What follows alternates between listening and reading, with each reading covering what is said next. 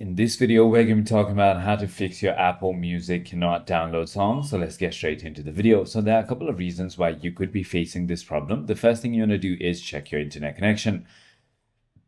Make sure that you're connected to a stable Wi-Fi or cellular data network and try switching networks or restart your router.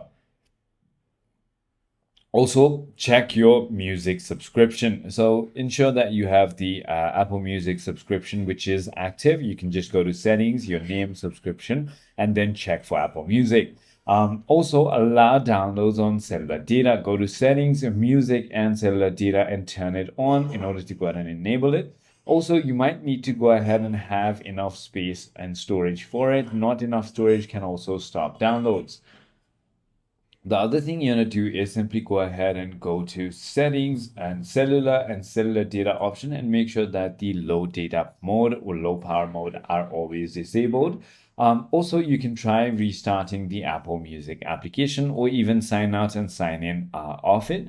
If you don't have your iOS updated, it could also be the cause of your problem. So simply go ahead and do so, and always check your date and time settings and make sure it is set to automatic.